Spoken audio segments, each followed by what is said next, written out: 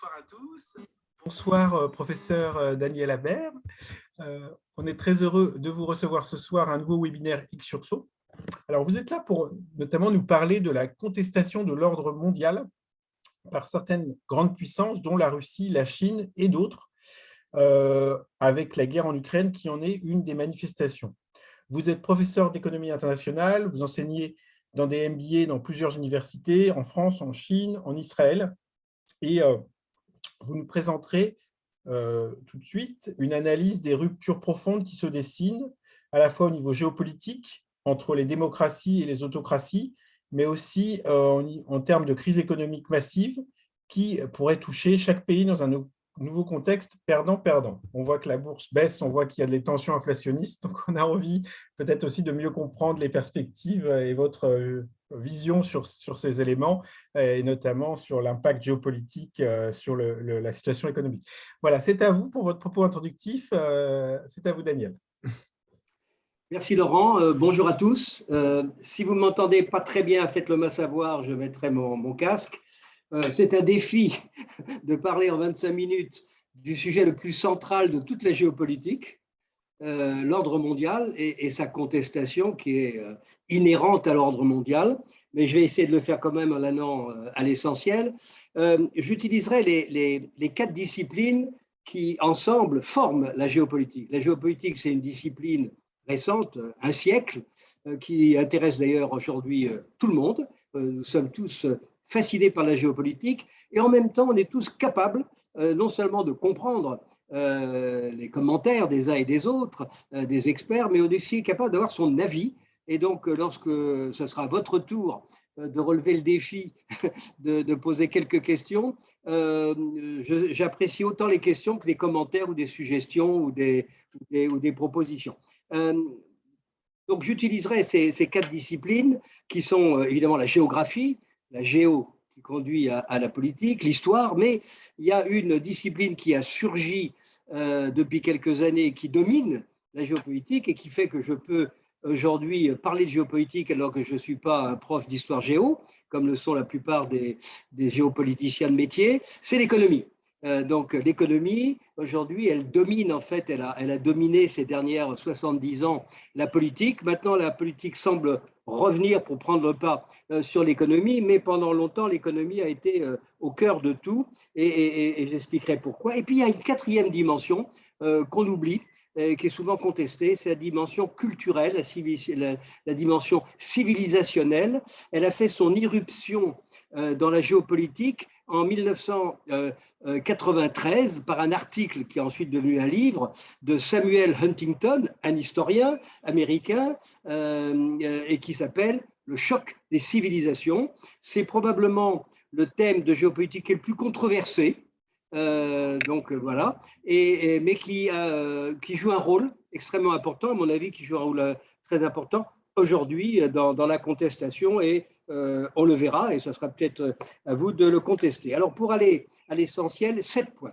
Premier point, qu'est-ce que c'est que l'ordre mondial? C'est l'ensemble des organisations, des institutions que les États, nations acceptent volontairement de rejoindre pour faire 2 choses. D'abord, réguler leurs relations pacifiques, commerciales, etc., de faire en sorte que ces relations soient loyales, que chacun suive les mêmes règles. Et puis, le deuxième objectif d'une organisation internationale qui vise à l'ordre mondial, c'est évidemment de permettre de résoudre les conflits autrement que par la guerre.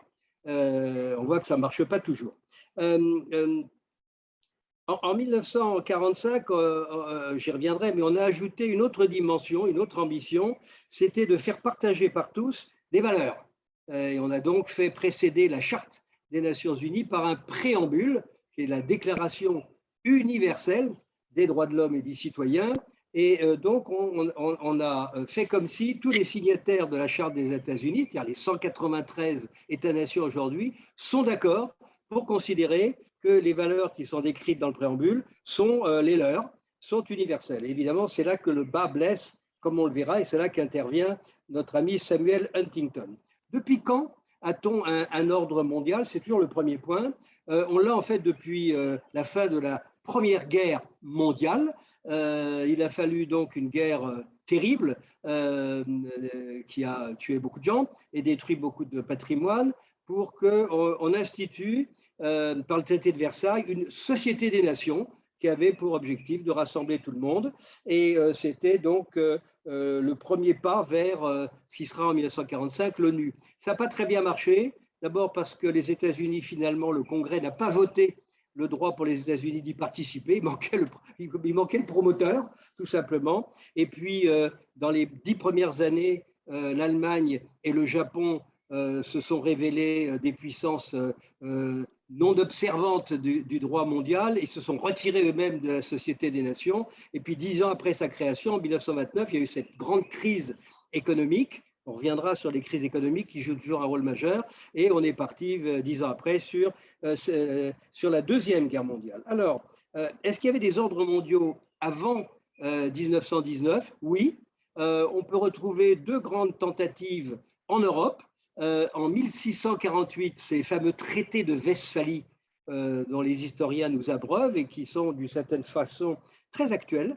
Et puis en 1815, après la défaite de Napoléon, le Congrès de Vienne qui à nouveau va répéter, reconfirmer ce qu'a dit le traité de Westphalie les traités de Westphalie en 1648, à savoir que pour que l'ordre mondial règne, il faut obéir à 2 principes très simples. Le premier, pas toucher aux frontières, intangibilité des frontières. Et le deuxième, ne pas se mêler des affaires des autres, la non-ingérence dans les affaires intérieures des autres pays. Ces deux grands moments de l'ordre mondial ont été efficaces. Ils ont permis, en gros, plus d'1 siècle de paix en Europe, jusqu'à ce qu'évidemment, après, on retombe dans les guerres. Est-ce qu'avant les traités de Westphalie, il y avait des ordres mondiaux? Non, mais il y avait quand même des semblants d'ordre. On peut dire que ce qui a dominé la scène mondiale depuis 5000 ans, que l'humanité s'écrit, ce sont les empires. Donc les empires, ce sont de vastes territoires qui couvrent de très nombreux peuples et qui, d'une certaine façon, organisent les relations entre tous ces peuples, donc les empires égyptiens, sumériens, perses, et puis ensuite grecs, romains, et puis arabes, et puis récemment austro-hongrois, tsaristes, ottomans. Tous ces empires ont créé des formes d'ordre mondiaux imposées par un centre. Et puis au XIXe siècle, on a vu apparaître des empires coloniaux, d'autres formes d'organisation plus mondiaux, plus internationaux de l'ordre mondial. Voilà ce qu'on peut dire de cet ordre mondial. Il est, au fond, il a toujours été imposé par une puissance, et ce qui tranche depuis 1945, et là j'aborde le deuxième point, qui est l'ordre mondial dans lequel nous vivons aujourd'hui, c'est qu'il est accepté, il n'est pas imposé, il est volontaire. Alors nous vivons dans l'ordre mondial de 1945, celui qui, dans l'été 1945, a été organisé par les vainqueurs de la Deuxième Guerre mondiale, qui sont d'ailleurs aussi les 5 membres permanents du Conseil de sécurité, les États-Unis, l'Union soviétique devenue la Russie, la France, la Grande-Bretagne et la Chine, qui en 1945 était celle de Chiang Kai-shek, en fait Taïwan, et puis, mais pas encore, puisque Chiang Kai-shek était encore sur le continent. Il a dû quitter le continent à la victoire de Mao en 1949, et il a fallu 20 ans avant que Mao reprenne le siège de Chiang Kai-shek à l'ONU. L'idée des 5 vainqueurs de la Deuxième Guerre mondiale, c'est évidemment plus jamais ça. Mais l'idée la plus innovante a été de dire autant la Société des Nations avait comme objectif en 1919 de permettre la prospérité et la paix, nous, inventeurs de l'ordre mondial de 1945, on va créer la paix par l'économie, par la prospérité. C'est la prospérité qui va créer la paix. La conséquence de ça, c'est que les institutions qui ont été créées en 1945 sont avant tout des institutions économiques.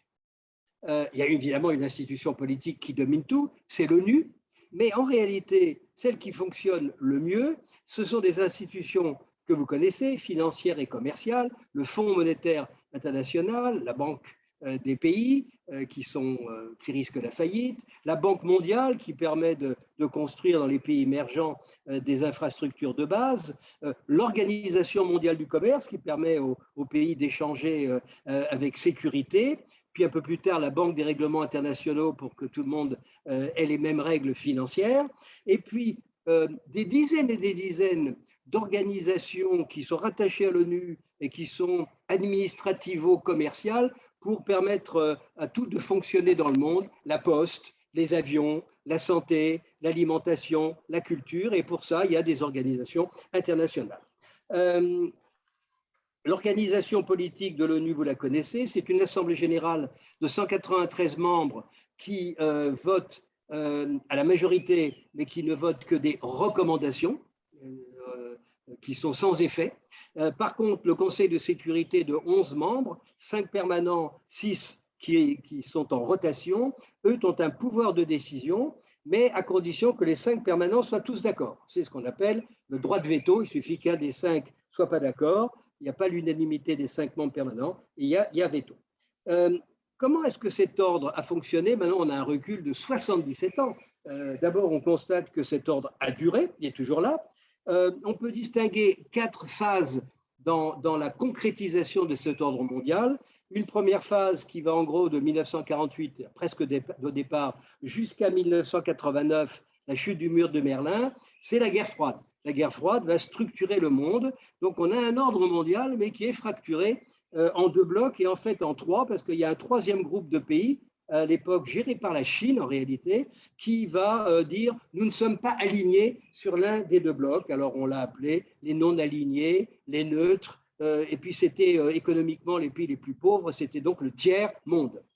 La 2e phase, elle part de la chute de l'Union soviétique en 91 jusqu'à 2008, en gros les Jeux olympiques de Pékin, c'est la phase où l'ordre mondial est américain. Ils sont tout seuls, il n'y a pas de concurrent à l'ordre mondial, et ils vont se consacrer pendant cette dizaine d'années à presque 20 années à faire la guerre au terrorisme et à intervenir surtout au Moyen-Orient et en Afghanistan.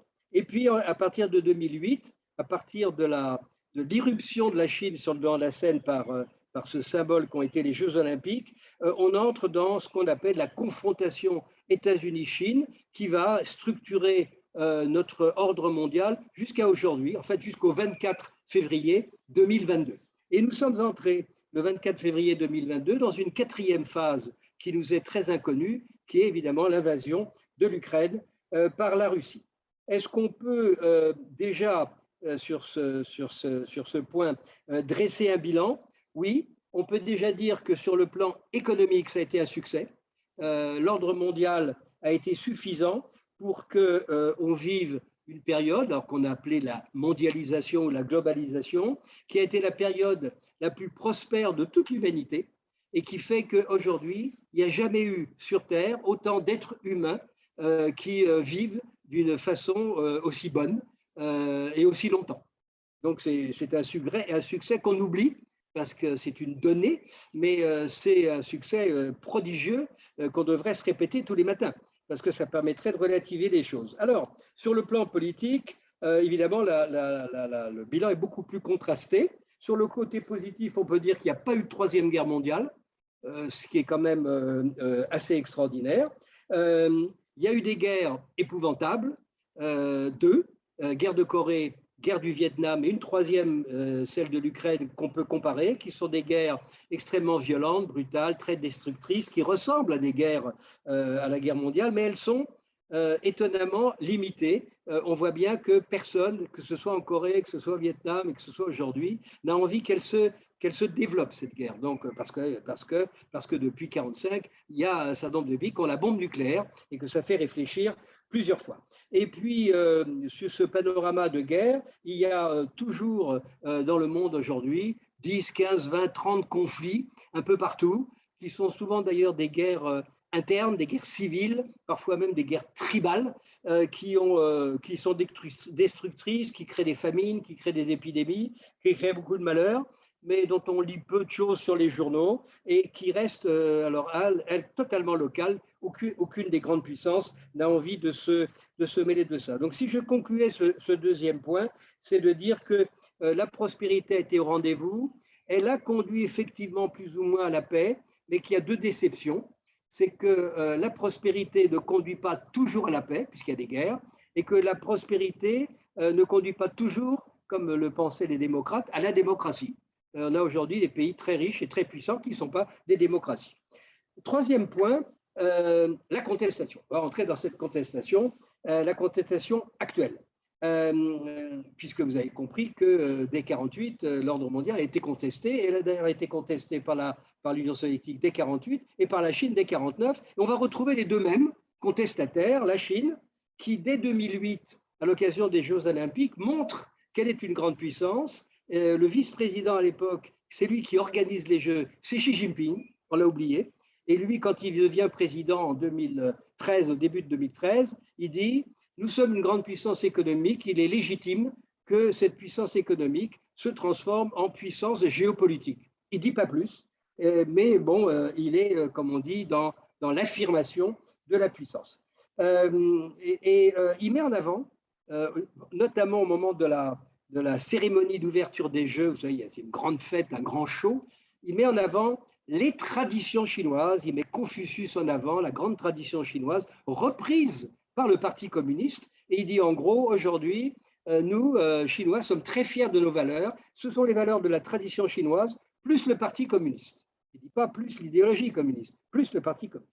La Russie, elle est contestataire depuis que Poutine est au pouvoir, c'est-à-dire depuis 2000, ça fait 22 ans, qui dit la même chose. Il dit en gros, j'ai un objectif clair, c'est retrouver la puissance, celle qui s'est effondrée en 91 et qui était celle non pas seulement de l'Union soviétique, mais celle de l'Empire des Tsars. Et j'assure aussi que j'ai besoin de sécurité, et cette sécurité, j'en manque parce que je n'ai plus tous ces millions de mètres carrés qui entouraient la Russie et qui agissaient comme un buffer, comme on dit en anglais, comme un coussin. Et le chiffre qu'il faut avoir en tête, et que lui a en tête, c'est nous sommes passés de 22 millions de kilomètres carrés à 17. On a perdu 10 fois la France, 5 millions de kilomètres, et c'est cela dont j'ai besoin pour me sentir bien. Est-ce qu'il y a d'autres contestations dans le monde? Oui, je les évoque simplement parce que je n'ai pas le temps. La première, c'est la contestation de l'islam.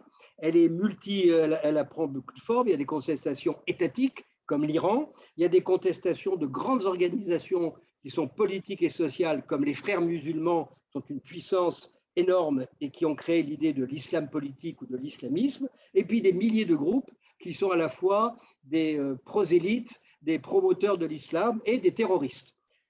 Est-ce qu'il y a d'autres contestations? Oui. Il y a un certain nombre de grandes puissances industrielles qui sont nos amis, qui contestent l'ordre mondial, l'Allemagne et le Japon, qui disent nous sommes nous sommes parmi les 5 plus grandes puissances mondiales et on ne siège pas au Conseil de sécurité. L'Inde dit je suis la première puissance démographique, je rattrape, j'ai déjà dépassé la Chine et j'ai pas de siège au Conseil de sécurité. C'est une contestation soft. Mais et puis il y a tous les perdants de la globalisation, c'est-à-dire les classes moyennes de nos pays, qui remuent, qu'on voit aujourd'hui dans un certain nombre de partis politiques qui sont en train de mettre beaucoup de désordre dans les démocraties au point de faire douter les démocraties d'elles-mêmes. Donc, si vous voulez, au total, on a une contestation qui conteste au fond plusieurs choses. D'abord, un ordre qui, pour un certain nombre de puissances, est occidental, n'est pas le leur, il est celui de l'Occident, il est même celui de l'Amérique, c'est un ordre qui n'est pas le leur. Il conteste aussi ce capitalisme libéral qui est aussi celui des États-Unis en disant qu'il a été source de richesse, mais ça il l'oublie, mais surtout source d'inégalité. Alors le terme de l'inégalité est venu sur le devant de la scène, promu par des économistes de chez nous, comme Piketty, qui a bâti sa gloire, à mon avis superficielle, j'espère que vous n'êtes pas des admirateurs de Piketty, sur l'idée de l'inégalité. Et puis surtout, l'idée que les valeurs universelles qu'on a mis en avant dans le préambule des Nations Unies, elles ne sont pas universelles, elles sont occidentales, c'est très bien pour vous, mais ce ne sont pas les nôtres, et donc voilà les contestations qui sont faites. Quatrième point, alors Que veulent au fond les contestataires? Parce que c'est un petit peu l'essentiel. Que veut la Chine? La Chine, elle veut, c'est très simple, elle veut un G2, c'est-à-dire une co-direction du monde. Il y a deux grandes puissances, deux hyperpuissances et seulement, États-Unis et Chine, co-dirigeant le monde. Kissinger, par exemple, a dit pourquoi pas avoir une co-gestion du monde, avec évidemment pour la Chine la possibilité de faire valoir ses valeurs à elle. Donc, il y a probablement besoin de réécrire le préambule et ce qui explique surtout que depuis que la confrontation, depuis 2008, que la confrontation avec les États-Unis s'aggrave chaque jour, il y a l'idée que la Chine n'entend pas recevoir de leçons de démocratie, de droits de l'homme des États-Unis, parce que ça, ce sont des valeurs américaines, eux, vivent sur d'autres valeurs. Vous voyez que l'ambition est forte. La Russie, elle aurait aimé un G2, elle aurait aimé revenir à la guerre froide, c'était un G2, mais elle se contenterait d'un G3, c'est-à-dire un triangle directeur, mais elle sait qu'elle n'y arrivera pas parce qu'elle n'a pas la puissance économique, c'est une toute petite puissance économique, c'est une grande puissance militaire, une grande puissance énergétique et de matières premières, mais c'est une petite puissance économique, elle a le PNB d'un pays moyen européen. Donc son ambition, pardon, c'est pas forcément de co-diriger le monde, mais au moins d'obtenir deux choses, le respect qu'on avait pour l'Union soviétique et le respect qu'on avait pour l'Empire des Tsars, et surtout cette sécurité que lui donnaient les 5 millions de kilomètres carrés perdus. Voilà. L'islam, lui, on sait ce qu'il veut. Il veut promouvoir l'islam sur la terre entière. Il faut que le monde entier soit soumis au Dar el-Islam, le pays de la paix ou le pays de la soumission. D'abord dans les pays musulmans, puis partout. Donc, il n'y a pas beaucoup de choses qu'on puisse discuter. L'Allemagne, le Japon, l'Inde, n'assistent pas trop pour avoir un siège. Quant aux perdants de la globalisation, eux, ils ont un mot qui est venu sur le devant de la scène, c'est protection. Protégez-nous, protégez notre pouvoir d'achat, protégez nos frontières des produits à bas coût. Donc protection, et vous entendez tous les dirigeants des pays occidentaux utiliser ce mot, nous offrons votre protection, tout le monde offre la protection. Cinquième point, comment se manifeste cette contestation?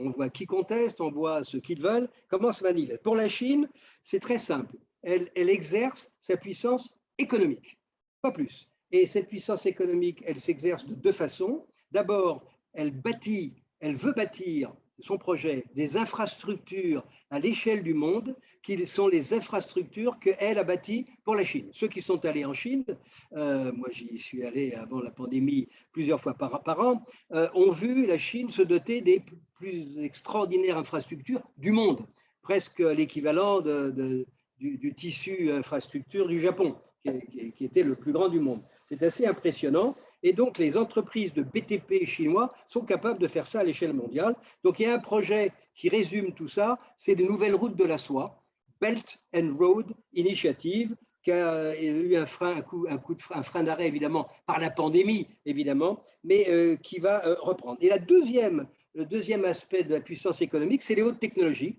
Les Chinois ont l'ambition d'être les leaders mondiaux de la haute technologie, avec un certain nombre de grandes technologies qui sont les phares de la haute technologie, l'intelligence artificielle, la cyber et tout ce qui tourne autour des biotechnologies et des bioéthiques. Donc, infrastructure et nouvelles technologies. Donc, au fond, des offres tout à fait acceptables, mais apparemment qui n'ont pas été acceptées par les Américains. La Russie, elle a un moyen très simple, c'est celui de l'Empire des Tsars et de l'Union soviétique, la force brutale. Et donc, tous ceux qui connaissaient l'histoire, donc les géopolitiques, savaient que la Russie allait envahir l'Ukraine.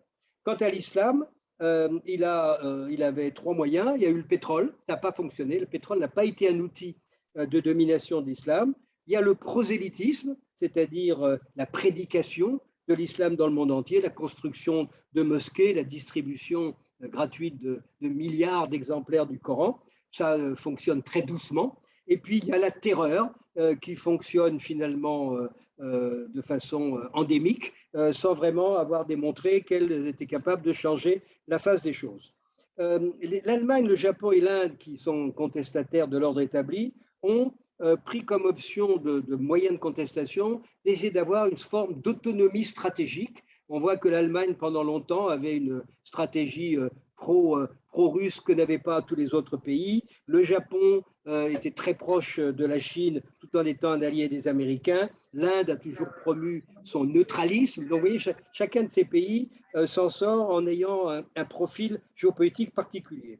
Quant aux classes perdantes de la globalisation, les gilets jaunes de tous les pays du monde, ils se font connaître par les grèves et les émeutes, mais ils ont formé des partis politiques dont on voit que certains sont en train de percer. 6e point, j'en ai 7, donc c'est l'avant-dernier. Quels sont les effets de cette nouvelle contestation?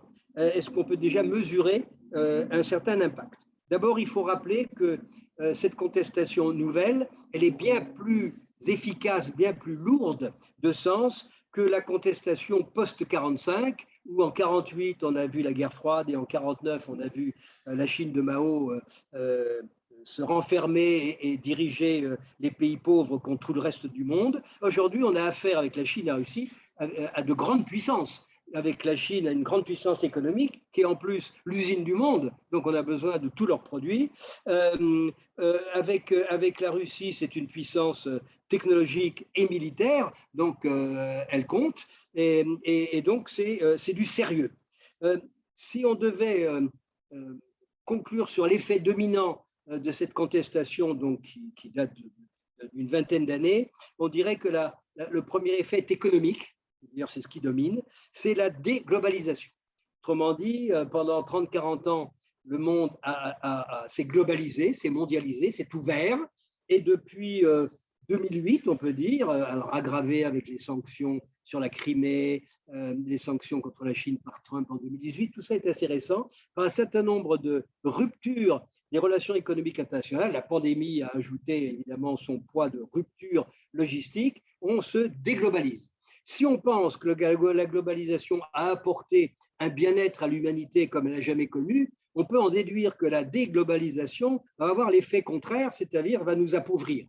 Et effectivement, elle va nous appauvrir, d'abord parce que au lieu d'avoir des coopérations, on a des confrontations, on a des découplages et on risque d'avoir des grands découplages dans les technologies avec des normes technologiques différentes pour un certain nombre de grands secteurs des hautes technologies qui va renchérir le coût de production pour les fabricants. On a des replis sur les marchés intérieurs, aussi bien des États-Unis que de la Chine, qui découvre qu'elle a un marché, que de l'Inde et que de l'Europe. Et donc, on voit un mouvement que j'appelle régionaliste, qui est peut-être d'ailleurs une pas trop mauvaise nouvelle. Plutôt que de voir chaque pays travailler pour lui-même, ce qui serait le chaos, on a la formation de blocs régionaux économiques à l'intérieur desquels il y a des libertés des échanges, il y a des globalisations. C'est une globalisation régionale. Vous avez 3 qui dominent le monde. La plus grande, elle vient simplement de commencer à entrer en vigueur le 1er janvier de cette année. Ça s'appelle le Regional Comprehensive Economic Partnership. C'est l'Asie de l'Est, qui va du Japon jusqu'à la Malaisie et qui englobe la Chine. Donc tous les pays qui bordent l'océan Pacifique du côté occidental et qui représentent en gros 30% du PNB mondial. C'est la région la plus riche du monde.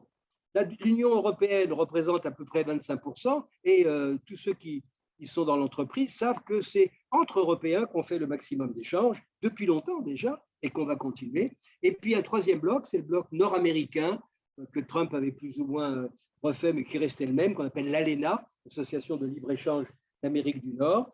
Et ces 3 blocs, ensemble, c'est 80% du PNB mondial. Ils font beaucoup de trafic entre eux, mais ils échangent quand même entre blocs. Donc, si vous voulez, d'une certaine manière, la globalisation pourrait être sauvegardée de cette manière, mais on ne sait pas trop si tout ça pourra durer. Ce qu'on sait, c'est que tout ce que je viens de dire ralentit la progression des échanges internationaux. Deux chiffres très simples. Pendant les 40 années qui viennent de s'écouler, les échanges internationaux ont progressé de 10% par an et ont entraîné une augmentation du GDP, enfin du PIB mondial, de 5%. 10, 5. L'intensité des échanges était le moteur, la locomotive de la croissance du PIB. Aujourd'hui, il y a une chute des relations internationales pour tout un tas de raisons que vous connaissez. On est passé sous le seuil de 5%, divisé de moitié. Et évidemment, mécaniquement, le PIB mondial va passer de 5 à 2,5 ou 2 avec des disparités entre des gens qui auront 0 ou moins et des gens qui auront 5 ou 6. Donc, ce qu'on peut conclure sur l'effet dominant déjà actuel, c'est qu'on va vers, au fond, une crise économique, une dépression économique ou un ralentissement de la croissance suffisant pour créer un sentiment de dépression. Est-ce que les crises géopolitiques sont équivalents aux crises économiques? Oui, hélas, les crises géopolitiques s'acheminent vers des crises d'envergure. D'abord parce que les crises actuelles entre les États-Unis, la Russie et la Chine impliquent les membres du Conseil de sécurité. Donc le Conseil de sécurité est totalement inopérant. Donc on ne peut rien attendre des Nations Unies pour transformer le conflit en négociation. Il faudra que les négociations viennent d'ailleurs. Les conflits qui sont aujourd'hui au fond localisés, c'est l'Ukraine, on parle de Taïwan, il y a encore la guerre potentielle du Cachemire avec deux puissances nucléaires, Pakistan, Inde. Ces zones ces foyers de tension, le risque, c'est l'escalade. Et on voit bien l'énergie qui est mise par les deux côtés, je dois dire, par tous les côtés, à essayer de réduire le danger d'escalade. Parce que tout le monde est conscient qu'au bout de l'escalade, il y a le nucléaire. Il n'y a pas besoin que la Russie en parle, tout le monde l'a en tête. Évidemment, ce qui est le plus frappant, c'est que la guerre d'Ukraine vient de changer dramatiquement le paysage de ce qu'on pourrait appeler l'ordre contesté. L'ordre contesté, quand il était États-Unis contre Chine, c'était un ordre contesté qui n'empêchait pas les échanges. Par exemple, les droits de douane de 25% que Trump avait imposés aux importations chinoises, non seulement n'ont pas ralenti les achats américains de produits chinois, mais on les a même vus augmenter. Donc, ça n'a rien cassé. Par contre, ce qu'on voyait dans cette confrontation, c'est deux choses. D'abord, c'est que les pays tiers, c'est-à-dire nous les Européens, les Japonais, les Coréens, disaient aux Américains, nous, on n'est pas sur la même ligne que vous, nous, on pense qu'il faut continuer à travailler avec la Chine, ça nous est indispensable, trouvons des moyens. Donc, il y avait quand même des facteurs de restriction du conflit. Et puis, les deux parties eux-mêmes s'étaient mis d'accord. Tout le monde devrait avoir en tête à la fin de l'année dernière, en novembre 2021, il y a eu 3 Zooms organisés entre Biden et Xi directement. Ça a duré au total plus de 3 heures. Donc, ils sont vraiment parlé. Et ils ont conclu en disant, OK pour la confrontation, mais quelquefois on coopérera, quelquefois on fera simplement de la concurrence, quelquefois on sera en conflit. Mais de toute façon, pas de guerre chaude. Ça veut dire pas de guerre à Taïwan, c'était clair. Donc, tous ceux qui brandissent de temps en temps la guerre à Taïwan, c'est pour faire du papier, c'est pour faire lire les articles de journaux. Ça n'aura pas lieu, en tout cas pas à court terme. Et troisièmement, c'est pas de guerre froide. C'est aussi grave qu'une guerre chaude, la guerre froide, parce que ça sépare complètement par un mur. Et malheureusement, l'intrusion de la Russie dans cette confrontation fait que, malheureusement, on risque d'aller vers la guerre froide. On a déjà une guerre froide de facto entre non plus seulement les États-Unis, mais tout l'Occident contre la Russie, parce que là, les pays tiers n'ont plus d'état d'âme. Ils sont tous derrière les Américains, quoi qu'ils pensent. Quoi qu'ils pensent. Mais le fait que la Chine soit associée par des traités, ce ne sont pas des alliés, Chine, Russie, mais ils ont des traités, ils sont amis, ils témoignent sans cesse de leur amitié sans limite. Donc nous, on dit, bah non, d'accord, donc vous êtes des alliés de fait, et donc tout l'opprobre que tout l'Occident et les autres jettent sur la Russie risque de tomber sur la Chine. Or, ce qui se passe entre l'Occident et la Russie, c'est aujourd'hui une guerre économique. C'est une guerre économique, une guerre froide et une guerre économique, c'est-à-dire des des sanctions tellement fortes qu'elles coupent les pays en deux. C'est un nouveau rideau de fer qui est en train de s'abattre. Et si cette guerre économique venait à déborder vers la Chine, ce qui n'est pas le cas aujourd'hui. Aujourd'hui, les ports chinois partent des bateaux chargés de marchandises chinoises partout dans le monde, y compris aux États-Unis. Et toutes les chambres de commerce occidentales qui sont à Pékin disent « Nous voulons continuer à travailler en Chine. Tout va bien. Les seuls problèmes, c'est les confinements, c'est le Covid, mais sinon, tout va bien. » Donc, le risque, il est là, c'est que la guerre économique s'étende à la Chine. Et là on est dans une vraie guerre froide dont on est incapable de mesurer les conséquences. Donc, si vous voulez, peut-être que le pire de tout ça, c'est cette conclusion du 6e point, c'est que juste avant que la Russie envahisse l'Ukraine, on était dans une optique où on disait, bon, on va se disputer, on va se confronter, on a compris. Mais on n'oublie pas qu'on a des problèmes communs à la planète, le changement climatique, les pandémies qui vont revenir. Et donc, il faut qu'ensemble, on investisse dans l'avenir pour limiter les effets du changement climatique et limiter les épidémies, parce que là, le monde ne connaît pas de frontières pour ces deux choses-là. Et malheureusement, tous les investissements, ça se chiffre par milliers de milliards qu'il faut pour prévenir, ralentir le changement climatique et les épidémies, on va les investir de plus en plus vers la course aux armements. Parce que maintenant, tout le monde se réarme, l'Union européenne, le Japon, les États-Unis. Donc, voilà, la mauvaise nouvelle, elle est là. Quid des problèmes communs au monde. Le 8e point va me servir de conclusion. Je pense que je suis à peu près dans les temps, Laurent. Oui, d'accord, ça a 5 minutes. Est-ce qu'on peut sortir de tout ça? Est-ce qu'il y a un way out de cette confrontation qui risque d'empirer? Alors, il faut négocier. Donc, la question, c'est est-ce qu'on est prêt à négocier? Juste un mot sur l'attitude des Occidentaux par rapport à la négociation. Au moment de la Deuxième Guerre mondiale, la première décision que les Alliés ont prise, je crois que c'était en 1943 à Téhéran, ou peu importe, c'était de ne pas négocier avec l'Allemagne et le Japon. C'était nous ferons la guerre avec eux jusqu'au bout, jusqu'à la reddition sans condition des deux pays. Et c'est ce qui s'est passé. Les deux pays ont été totalement détruits. Totalement détruits. Dresde, c'est le symbole de la destruction totale de l'Allemagne. Hiroshima, Nagasaki, Tokyo sont le symbole de la destruction totale du Japon. Donc, pas de négociation, on va jusqu'au bout.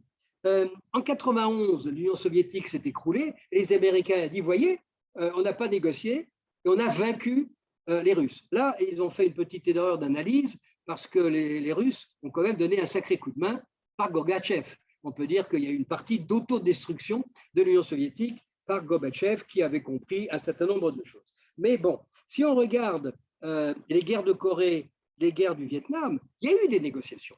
Il y a eu une négociation, il y a eu un armistice en 1953 pour la guerre de Corée. Il y a eu le traité de Paris en 1973 pour la guerre du Vietnam. Donc, les Occidentaux sont capables de négocier. Et donc, le problème, c'est de savoir où en est-on aujourd'hui. Le problème, c'est que la négociation, elle est à plusieurs niveaux. D'abord, il faut arrêter la guerre. Et là, c'est une négociation entre deux combattants, les Ukrainiens et les Russes. Or, ils ont tous les deux des objectifs irréconciliables. Donc, on ne peut pas attendre des deux qui trouvent une solution, un compromis, en tout cas pas pour l'instant. Et la défaite totale de l'un et les autres est assez inimaginable. Donc, là, c'est un grand point d'interrogation. Et puis, il y a cette guerre économique qui est encore pire parce qu'elle touche tout le monde. Est-ce qu'on va pouvoir négocier quelque chose autour de ça? Et pour l'instant, on n'a pas l'impression que ce soit le cas. On a l'impression que Chinois et Russes disent aux Occidentaux, eh ben, cette guerre économique, vous la voulez, ça nous fait du mal et ça va vous faire du mal à vous aussi. Et nous, on n'est plus, alors là, le mot, il résonne, c'est lui le plus employé, résilience. Nous sommes plus résilients que vous. On a la peau beaucoup plus dure, on est beaucoup plus habitué à souffrir que vous. Et c'est le dernier qui pose le téléphone, qui va gagner, eh ben, nous résisterons. Ce que les Russes et les Chinois ne savent pas, c'est que les Américains sont résilients, autant qu'eux. Ils sont riches, sont habitués à l'aisance, mais ils sont résilients et ils l'ont montré, comme les Britanniques l'ont montré pendant la Deuxième Guerre mondiale. Donc, on est devant des résiliences qui fait qu'on ne sait pas trop où on va. La seule voie de sortie qu'on peut imaginer aujourd'hui, c'est les autres, c'est les pays tiers, c'est l'Europe, c'est le Japon, c'est même des petits pays comme Israël qui a déjà montré, on a vu Bennett à côté de Poutine il y a quelques semaines, que venait faire un petit pays. Oui, j'ai une réflexion qui dit que l'Union européenne n'est pas très résiliente. Vous avez raison, nous sommes le point faible, nous sommes le ventre mou de l'Occident, vous avez tout à fait raison. Donc, les pays tiers, justement l'Europe, parce qu'elle n'est pas résilience, le Japon aussi qui a perdu sa résilience, un pays aujourd'hui qui ne sait plus faire la guerre, en tout cas la population n'en veut plus. Les généraux japonais, eux, ils sont prêts, ils ont tout ce qu'il faut, ils ont l'arme, ils ont les technologies, mais le peuple ne veut pas. Quant à Israël, lui, il sait faire la guerre, mais ça lui coûte très cher. Donc, on a ce bloc de pays qui sont partisans de la paix et de la prospérité et qui pourraient, à un moment venu, jouer les intermédiaires. Et la dernière question, qui est la conclusion de la conclusion, si on négocie, sur quoi est-ce qu'on négocie? De quoi parlera-t-on pour la négociation? Or, si on va du bout, et ça mériterait une conférence, à elle toute seule. Je pense qu'au bout du bout, quand on ferait la réflexion totale des ambitions de chacun, on s'aperçoit que chacun, ce qu'il veut, c'est rester sur ses valeurs. Chacun reste arc-bouté sur l'idée que sa civilisation, c'est celle qu'il veut, c'est la sienne, et qu'il n'est pas prêt à la céder aux autres. Donc, on ne fera jamais un compromis entre civilisations. Donc, il faut cohabiter entre civilisations différentes, l'occidentale, la chinoise, la russe et bien d'autres. L'islam est une civilisation également. Comment faire cohabiter des civilisations? Là, il y a une réponse qui a été donnée en 1648 et en 1815, c'est pour ça que j'en parlais, au moment des traités de Westphalie et des traités du congrès de Versailles, du congrès de Vienne, pardon, c'était, puisqu'on ne peut pas se mettre d'accord. Alors, pour les traités de Westphalie, un des grands thèmes, c'était les guerres de religion. C'était catholicisme contre protestantisme. On ne pourra jamais trouver un accord. Eh bien, que chacun reste chez soi, que chaque monarque décide de la religion de son État et ne se mêle pas des affaires des autres. La non-ingérence. Donc, c'est un guide pour ça, et l'intangibilité des frontières. Et puis, il faut se souvenir d'une chose, c'est que je parlais des empires, qui étaient les ordres mondiaux du passé. Ces empires ont disparu, se sont fragmentés et ont donné naissance à l'ordre mondial actuel, qui est composé de 193 États-nations. Cette décomposition d'empires fait que dans une grande majorité d'États-nations, on trouve des minorités, c'est-à-dire que les peuples ne correspondent pas aux nations. Les nations comportent plusieurs peuples, et donc certains de ces peuples sont minoritaires. Et donc la grande question, et on voit bien aujourd'hui, même en Ukraine, puisqu'il y a ces minorités russophones qui servent de prétexte, ces minorités-là, il faut savoir les traiter, comment traiter les minorités, et probablement qu'une nouvelle négociation mondiale, un nouvel ordre mondial, une nouvelle ONU devrait prendre en compte cette question des civilisations et du traitement des minorités, qui d'ailleurs qui sont deux faces d'un même aspect, puisque les minorités en général sont porteurs souvent d'une civilisation différente que la civilisation majoritaire, d'où les problèmes. Voilà, je suis prêt à vos questions. Merci Daniel, c'était vraiment fascinant, passionnant. Alors, il y avait ce commentaire sur l'Union européenne que vous avez lu déjà, alors il y en a un autre, aussi de Daniel Namias, vous pouvez réagir aussi, après je vous poserai aussi une question. Donc, ce commentaire, c'est « La Chine rêve de vengeance depuis son écrasement au XIXe siècle. La Chine se dote d'une armée puissante, marine, aviation, pour dominer en Asie par d'autres moyens que seulement économiques. » Donc, cette remarque sur la Chine qui a envie, voilà, pas seulement de manière pragmatique, mais enfin, disons rationnelle, mais qui a envie un peu de se venger ou de retrouver sa place de co-leader, de leader mondial, comme vous avez dit, avec son G2. Ensuite, aussi Daniel Namias qui nous dit « La Turquie a-t-elle les moyens de la puissance dont elle rêve ?» Donc ça, premièrement, la Chine, deuxièmement, la Turquie. Et j'en rajoute une question complètement différente. Cette semaine, c'est la réunion ministérielle de l'OMC. Vous avez parlé des organisations qui aident dans plein de domaines, donc il y a le commerce. Est-ce que on attend quelque chose? Est-ce que vous avez des idées sur le rôle de l'OMC dans cet ordre mondial et est-ce qu'elle peut exister alors que tout le monde semble être dans une logique unilatérale ou bilatérale, mais pas multilatérale? Voilà. Les 3 questions. Voilà, je vous laisse Donc, répondre. je répète, c'est la Chine. Au fond, Ouais. que veut vraiment la Chine? Ouais. La Turquie est-elle une puissance suffisante pour avoir un rôle à jouer dans tout ce chaos? Et l'OMC, où va l'OMC, qui est évidemment une des grandes institutions internationales? Rapidement, pour la Chine, évidemment, franchement, il y a débat. Si tout le monde était d'accord sur mon analyse, à savoir que la Chine, au fond, ne veut que mettre en harmonie sa puissance économique avec sa puissance géopolitique, c'est la deuxième puissance géopolitique du monde, elle veut être la deuxième puissance économique, elle veut être aussi la deuxième puissance géopolitique. Donc, quelle est l'étendue de son ambition? Jusqu'ici, elle n'a jamais eu d'autre ambition que d'être maîtresse chez elle, c'est-à-dire à Hong Kong, à Taïwan et dans le Xinjiang. Or, vous remarquerez que toutes les critiques, plus qu'acerbes, quasiment insultantes des Américains vis-à-vis de la Chine, concernent Hong Kong, Taïwan et les Ouïghours, qui sont 3 régions qui appartiennent, qui sont sous souveraineté reconnue par tout le monde de la Chine. Donc, l'ambition chinoise, c'est d'être maître chez elle et d'être probablement maître de son pourtour, comme elle a toujours été dans sa vie. Donc, organiser tout le système des pays d'Asie qui sont autour d'elle, qui partagent sa civilisation. Japon, Corée, Thaïlande, tout ça sont tous des pays confucéens, bouddhistes, tout ça, ça vient de Chine, et qui sont d'accord d'ailleurs avec la Chine sur les valeurs, mais qui ne sont pas toujours d'accord avec le bulldozer chinois. Donc, d'une certaine manière, elle a déjà obtenu ce qu'elle voulait par ce RCEP, ce Regional Comprehensive, cette région organisée autour de la Chine par le Japon.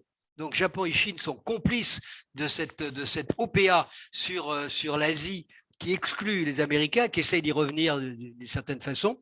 Donc, voilà, moi, je ne crois pas qu'au-delà, la Chine ait des ambitions expansionnistes.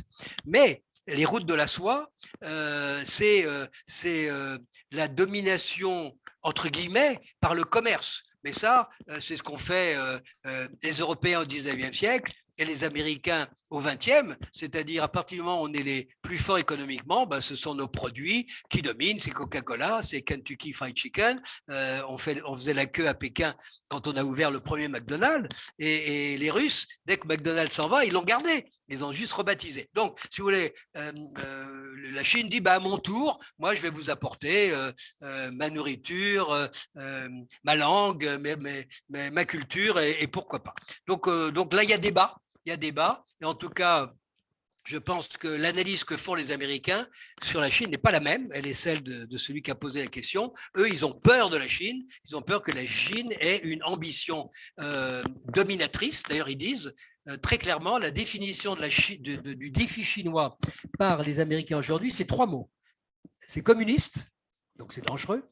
C'est agressif, je ne sais pas où, mais c'est agressif. Et ils veulent dominer le monde. Ça, c'est leur analyse. Ce n'est pas substanté par des faits, mais c'est leur analyse. Et quand on leur dit, oui, mais les faits ne le montrent pas, ils disent, mais ils le montreront plus tard. Faites-moi confiance. Bon, voilà, pour la Chine, je ne peux pas aller plus loin. Sur la Turquie, trop petite puissance. L'Empire ottoman, c'est fini. L'Empire ottoman, c'est fini. Tous les pays de l'Empire ottoman sont devenus des pays indépendants. L'Égypte, la Syrie, l'Irak, l'Iran, l'Algérie, le Maroc. Donc, oubliez les rêves de l'Empire ottoman. Vous n'êtes que la Turquie. Et en plus, vous allez très mal sur le plan économique. C'est une grande puissance industrielle. Il y a eu beaucoup de délocalisation, mais ils gèrent très mal enfin ils gèrent très mal, ils gèrent mal leurs finances parce qu'au fond, ils sont plus ambitieux que leurs moyens. Erdogan n'a pas les moyens de son ambition et donc d'ailleurs on le voit, il est constamment en recul, il est en train de revenir vers Israël, il est en train de revenir dans l'OTAN et enfin il ne l'a jamais quitté, il est en train de dire je suis un bon élève de l'OTAN parce qu'il sait qu'à terme et la Russie et l'Iran sont des ennemis. Sont, enfin, en tout cas des adversaires et peut-être des concurrents terribles. Sur l'OMC, allez, allons-y carrément, c'est foutu, c'est mort, c'est mort. Quand on est en déglobalisation, d'ailleurs ça fait à peu près 20 ans que l'OMC a cessé de faire autre chose que de régler des conflits mineurs, des taxes anti-dumping qui n'auraient pas dû être lieu, mais il n'y a plus de négociations. D'abord parce qu'il n'y avait pas beaucoup à avoir. Pratiquement tous les droits de douane ont disparu dans le monde. Et ce qui n'était pas négocié à l'OMC, c'était des accords de libre-échange sur des produits qui aujourd'hui ne seront plus négociés. C'est les aliments, les produits alimentaires. Chacun veut de l'autonomie, de l'indépendance alimentaire, donc on ne va plus négocier. La culture, on ne veut pas se laisser envahir par les cultures des autres. Donc, c'était les Américains, demain, ce sera les Chinois. Donc, non, c'est fini. L'OMC, c'est fini. Il faudra trouver une autre structure qui soit capable d'organiser les relations entre les blocs. Donc, on va garder l'OMC, mais elle va être certainement révisée. Mais franchement, c'est la dernière roue du carrosse parce qu'aujourd'hui, les échanges se font en dehors de l'OMC parce que l'OMC a réussi ce qu'elle était supposée faire, c'est-à-dire la globalisation. Elle existe. Et si on recule, ce n'est pas à cause de l'OMC. L'OMC n'a plus de pouvoir. Alors, prochaine question de Daniel Lamias, et on a une deuxième qui vient d'arriver. Donc, encore de Daniel, alors ça pourrait faire une conférence aussi à elle toute seule, c'est « Civilisation d'islam est-elle homogène ?» CF, Turquie, Iran, Arabie Saoudite, Maroc. Donc, c'est vrai que vous avez parlé des civilisations, mais sur cet exemple-là, on voit que c'est une civilisation qui est diverse. Voilà, on voit rien que ces 4 pays cités, Turquie, Iran, Arabie Saoudite, Maroc, on voit que c'est très différent. Donc, est-ce que vous pouvez commenter ça? Et deuxième question, alors il y en a même une troisième qui s'est rajoutée. Le Royaume-Uni aura-t-il un avenir radieux avec l'Australie et le Commonwealth grâce au Brexit? Donc, aussi. Et Raoul de Saint-Venant, donc voilà, la dernière de ce batch. La Chine est une puissance coloniale expansionniste. Tibet, Xinjiang, Taïwan sont des annexions récentes, moins d'un siècle.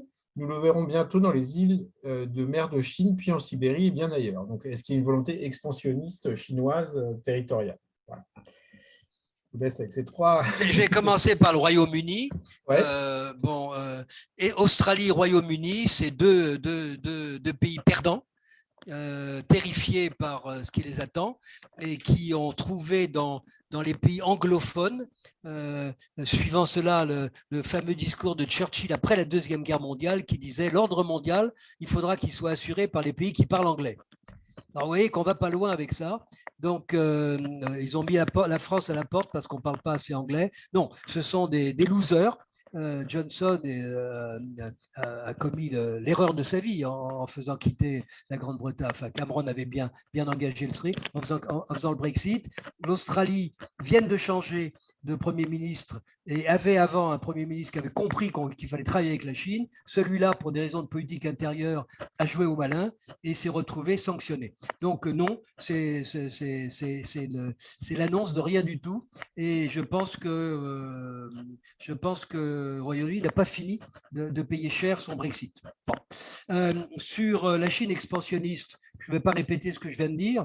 Je pense qu'effectivement, il y a ce qu'on appelle les acquisitions récentes moins d'un siècle. Mais à ce moment-là, j'engage celui qui me pose la question à prendre la liste des États et regarder depuis quand ils ont les configurations actuelles. Est-ce qu'ils n'ont pas ajouté quelque chose? Regardez, Nice et la Savoie, c'était en 1865, je crois.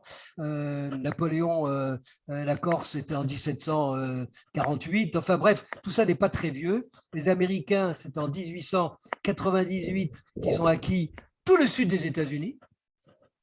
En battant l'Espagne, mais en amputant le Mexique de la moitié de son territoire. Aujourd'hui, les Mexicains réoccupent tout le sud des États-Unis, ils sont chez eux, ils rentrent chez eux. Donc, si vous voulez, si on veut jouer au jeu de « j'étais là avant », c'est une impasse. Je pense que Hong Kong, Taïwan sont d'ailleurs officiellement, légalement et légitimement sous la souveraineté chinoise. Ce n'est même pas discuté par personne. C'est d'accord, c'est à vous, mais laissez-les tranquilles. Laissez-les être des démocraties si vous voulez. Et là, la Chine dit, vous êtes bien gentil, mais c'est chez moi, alors je fais ce que je veux. Bon, là, il y a du grain à moudre, il y a une discussion, évidemment, il y a probablement aussi une conférence à faire, mais je pense que la Chine n'est pas expansionniste.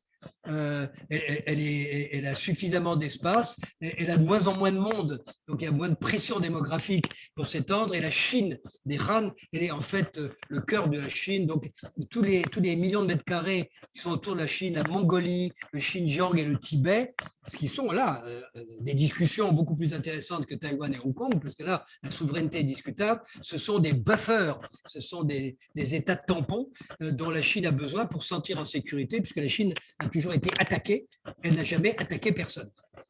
Sur l'islam qui n'est pas uni, c'est une très bonne question.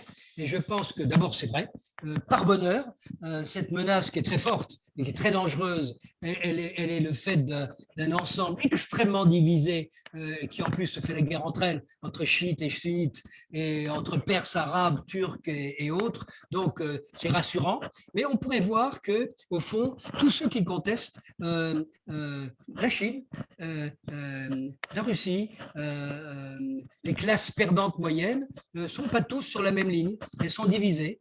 Il y a des classes perdantes moyennes qui votent Macron et qui ne voteront pas la France insoumise. En Russie, il y a énormément d'intellectuels qui quittent la Russie aujourd'hui parce qu'ils ne sont pas d'accord avec la guerre en Ukraine. En Chine, on ne sait pas. Parce que là, on n'a pas le droit de savoir. Mais moi, j'ai des amis chinois qui sont évidemment absolument opposés à cette fermeture apparente de la Chine par Xi Jinping, mais qui ne peuvent pas s'exprimer, qui font très attention, même sur WhatsApp ou WeChat ou autre Zoom, pour s'exprimer. Mais donc, la division, elle est partout, mais elle est effectivement, surtout en islam, vous avez tout à fait raison. Alors, je vais vous poser, on arrive presque au bout de l'heure, donc le dernier batch de questions. Y a-t-il, donc de Henri Prévost, y a-t-il une possibilité de convergence des contestations contre l'Occident, l'anticapitalisme, donc peut-être se liguer des empires non occidentaux qui se liguent contre nous, ou d'autres régimes non capitalistes qui se liguent contre nous?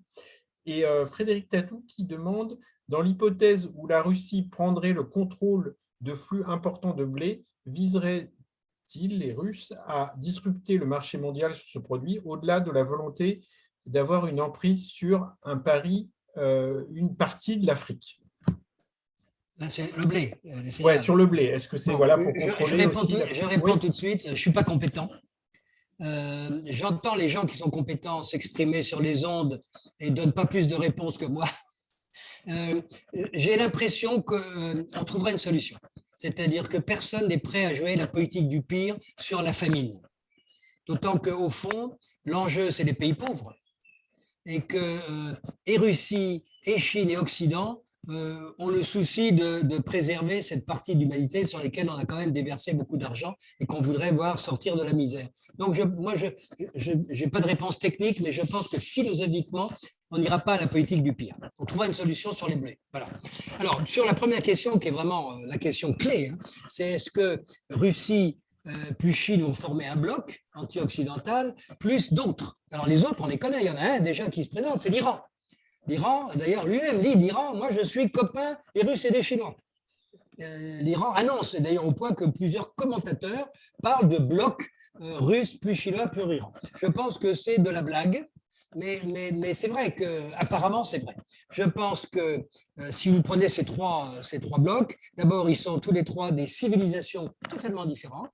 L'islam, la Chine, civilisation chinoise, et la Russie. Et si je pense que les civilisations ont du poids dans la géopolitique, je pense que ça ne permettra pas d'aller loin. Et puis surtout, ils ont des intérêts parfaitement contradictoires. D'abord, entre la Russie et l'Iran, c'est une longue histoire de conflits.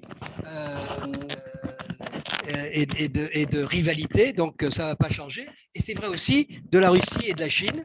Rappelez-vous qu'en 72, si Mao a serré la main de Nixon, grâce à Kissinger, c'est parce qu'il avait peur que les Russes lui envoient des bombes atomiques. Ils en étaient là, les Russes. Donc, quand vous avez cohabité des années 60, 20 ans, avec un grand voisin qui menaçait de vous bombarder, même si aujourd'hui, vous avez signé des accords, par exemple, qui reconnaissent que la Chine n'a plus de prétention sur Vladivostok et l'est de la Sibérie, dans la réalité, ils en ont. Donc, et si vous pensez, par exemple, à l'Asie centrale, les pays en stan qui ressemblent à des Chinois et qui parlent russe, où sont-ils? Sont-ils russes ou sont-ils chinois? Alors, ils essayent d'avoir de l'autonomie stratégique, mais il est certain que les routes de la soie qui vont passer par ces pays-là vont rapprocher ces pays-là de la Chine et aux grandes dames de la Russie, qui veut récupérer ces pays-là. Donc, les sources de conflits d'intérêts sont énormes. Donc, c'est une alliance temporaire, factuelle, et qui ne durera pas longtemps, heureusement pour nous. Mais il faut aussi rappeler que l'Occident lui-même n'est pas unifié et qu'entre Amérique, Europe, Japon, qui sont les trois grands blocs de l'Occident, il y a des différences et de civilisation, même entre l'Europe et les États-Unis, et d'intérêts. Merci. Je peux rajouter quelque chose oui. Oui. Sur la question de l'énergie. On a vu une alliance entre l'OPEP et la Russie. Hein, puis je l'avais un peu anticipé. Et les gens ont cru, c'est l'OPEP+, bon, les gens ont cru que ça ne durerait pas longtemps, et ça dure encore à présent, hein, malgré toute la crise enfin, de l'Ukraine. Et quand Trump, si jamais Trump ou les gens de chez lui reprennent le pouvoir aux États-Unis, il y a une possibilité d'alliance sur tous ces pays producteurs de pétrole pas trop cher qui pourrait se manifester justement. Bon, donc il peut y avoir peut-être, on a beaucoup parlé de civilisation, mais sur les thèmes, je pense comme vous que sur l'alimentation, on mettra la pelle à l'os, hein, il n'y aura pas de guerre sur l'alimentation, mais sur l'énergie, il peut y avoir une convergence, je crois, où l'Europe serait vraiment très très faible, sauf si, mais c'est un autre sujet, si elle développe ses ressources propres, notamment en nucléaire. Mais voilà, je vois un enjeu stratégique important. Bon, est-ce que je peux conclure là-dessus?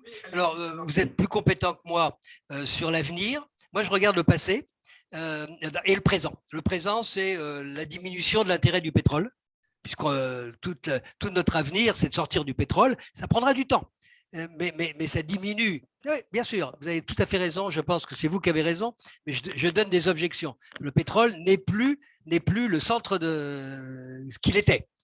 Quand même, c'est quand même bon. Et deuxièmement, j'avais lu des études récentes qui montraient que depuis la naissance de l'OPEP, qui visait à prendre le contrôle de la production pour fixer le prix, réellement, au bout du compte, le prix du pétrole est un prix de marché et qu'il a rejoint son prix de marché, d'après l'étude. Non, mais moi, je ne suis pas compétent, donc j'ai dit, après l'étude, et que finalement, on peut pas dire que l'OPEP soit capable d'être une force géopolitique. Voilà. Mais ça peut. Je reconnais que là, je ne suis pas compétent, mais très franchement, je ne crois pas. J'ai des doutes. Hein, j'ai des doutes. C'est pas là-dessus que ça va se jouer, je pense. C'est pas parce qu'il y a maintenant il y a les hautes technologies, il y a le cyber, les guerres cybernétiques, il y a les fonds sous-marins, il y a les pôles, il y a le contrôle de l'espace et les satellites. Tout ça va obnubiler les énergies, plus la course aux armements et le pétrole va devenir quelque chose d'assez banal. Bon.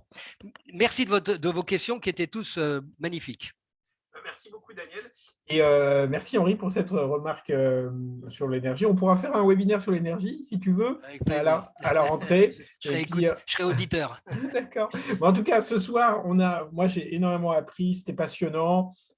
Quand même, une vision, une analyse des choses, mais avec des petites pointes d'optimisme par-ci, par-là, disons, de réalisme, de refus du pire dans certains domaines, en tout cas, moi, me rassure un petit peu. Voilà, en tout cas. Vous avez tort d'être rassuré.